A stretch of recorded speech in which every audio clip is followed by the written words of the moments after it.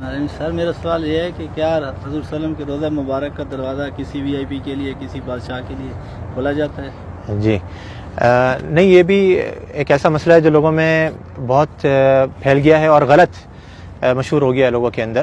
لوگ یہ سمجھتے ہیں کہ فلاں بادشاہ وغیرہ آتے ہیں اور وہ نبی صلی اللہ علیہ وسلم کی قبر کی زیارت کے لیے جاتے ہیں۔ آپ کو عمومی طور پہ میں خلاصہ بتاؤں کہ یہاں کے بادشاہ بھی نبی صلی اللہ علیہ وسلم کی قبر کی زیارت نہیں کر سکتے ہیں، قبر کی یعنی کہ قبر تک نہیں جا سکتے ہیں۔ صحیح، ہم بھی جو جاتے ہیں، آپ نے دیکھا ہوگا ہم کہاں تک جا سکتے ہیں؟ جو جالی لگی ہوئی ہے، جالی یہ کس نے لگائی ہے؟ جالی یہ سعودی حکومت نے لگائی ہے، یعنی کہ پرانے زمانے میں جالی نہیں لگی ہوتی تھی۔ اس کے پیچھے، جالی کے پیچھے کیا ہے؟ بہت سے لوگ یہ سمجھتے ہیں، وہ جھانک کر کے دیکھ رہا ہوتا ہے کہ ہمیں قبر نظر آ جائے کسی طریقے سے۔ قبر ناممکن ہے کہ نظر آ جائے، کیونکہ جالی کے پیچھے 3 دیواریں ہیں۔ ایک تو آپ جانتے ہیں کہ گھر کی دیوار تھی، آپ صلی اللہ علیہ وسلم کہاں پہ مدفون کیے گئے؟ گھر کے اندر مدفون کیے گئے تھے۔ حدیث آتی ہے نبی صلی اللہ علیہ وسلم کی کہ نبیوں کا انتقال جہاں پر ہو جاتا ہے وہیں پر ہی دفن کر دیا جاتا ہے۔ تو صحابہ کرام میں بہت بڑا اختلاف ہوا تھا جب آپ صلی اللہ علیہ وسلم کا انتقال ہوا کہ کہاں پہ دفن کرنا ہے۔ انصار نے کہا کہ انصار کے علاقے میں، مہاجروں نے کہا کہ ہمارے علاقوں میں، ہر کسی نے اچھی سے اچھی تجویز دینے کی کوشش کری اور چاہا کہ ہمارے علاقوں میں ہو۔ قریب تھا کہ تلواریں نکل جائیں۔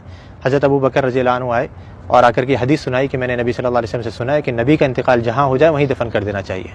تو صحابہ کرام یہ تھے کہ جو ابھی جنگ چھڑنے والی تھی فوراً تلواریں اپنے بند کر دی گئیں، اور ساری ہمارے درمیان میں بھی یہی ہونا چاہیے کہ جب حدیث آ جائے تو ہمارے درمیان کسی بھی قسم کا اختلاف ہو وہ فوراً ختم ہو جائے۔ تو آپ صلی اللہ علیہ وسلم کو دفن کیا گیا کہاں پر؟ دیکھا گیا کہ آپ کا انتقال ہوا ہے حضرت عائشہ کے گھر کے اندر۔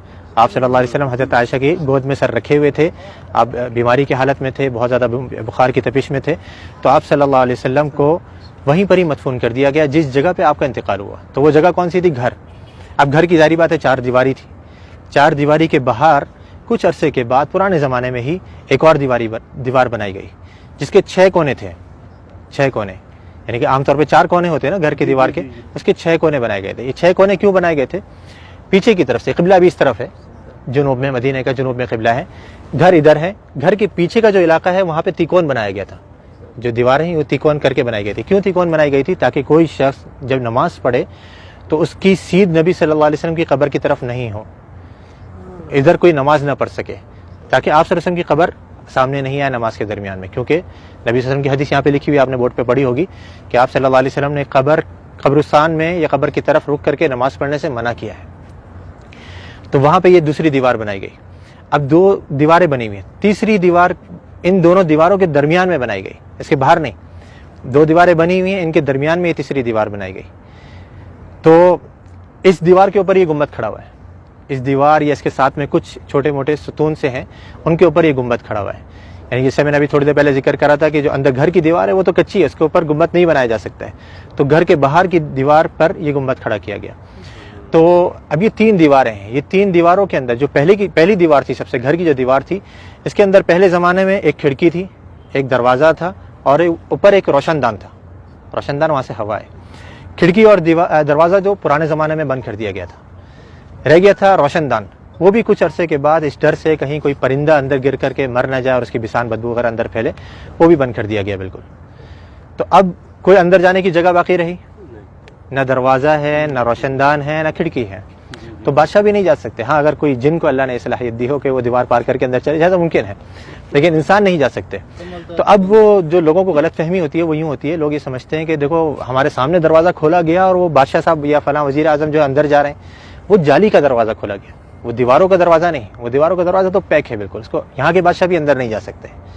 تو وہ جالی جو ابھی سعودی حکومت نے لگائی ہے وہ اس لیے لگائی ہے کہ پہلے زمانے میں لوگوں نے گھر کی دیوار سے برکت لینی شروع کر دی تھی، اس کو چوما چاٹی یا اسے مسا کرنا، اس کو چھونا، تو یہ غلط کام ہے۔ جیسے میں نے ابھی ذکر کرا کہ نبی صلی اللہ علیہ وسلم نے آثار کے تتبع سے منع کیا ہے۔ نبی صلی اللہ علیہ وسلم کے بتائی ہوئی شریعت کے مطابق ہم نے عمل کرنا ہے۔ آپ نے کیسے سلام کرنا ہے نبی صلی اللہ علیہ وسلم کے اوپر، آپ وہ سلام کریں گے آپ کو اجر ملے گا، ثواب ملے گا۔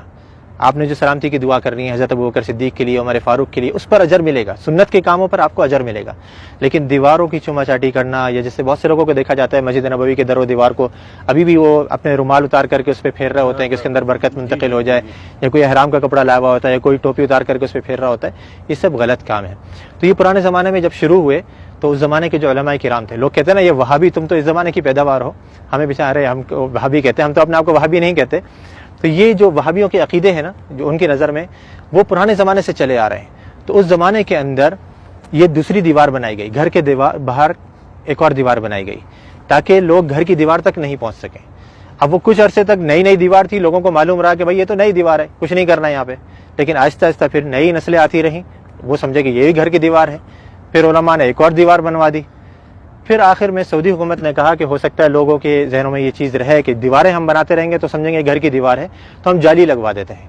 انہوں نے جالی لگوائی، لیکن لوگوں نے پھر بھی نہیں چھوڑا، وہ جالی کو بھی چوما چاٹی کے لیے پھر آخرکار مجبوراً سعودی حکومت کو وہاں پہ پولیس والوں کو کھڑا کرنا پڑا یا حیا والوں کو کھڑا کرنا پڑا تاکہ وہ لوگوں کو سمجھائیں اور آرام سے بتائیں کہ بھئی یہ چیز غلط ہے، مسح جو ہے وہ آپ نے حجر اسود کا کرنا ہے، اس کو چومنا ہے، اس کو آپ نے مسح کر سکتے ہیں، یا اس سے پہلے والا جو رکن یمانی ہے اس کو آپ چھو سکتے ہیں، ہاتھ لگا سکتے ہیں۔ یہ گھر کی دیواروں کو یا نبی صلی اللہ علیہ وسلم کے روضے کو ہم نے ہاتھ نہیں لگانا ہے، بلکہ یہاں پر آ کر کے ہم نے آپ کے لیے ادب سے سلام پیش کرنا ہے، سلامتی کی دعا کرنی ہے، تو وہاں پہ کوئی نہیں جا سکتا۔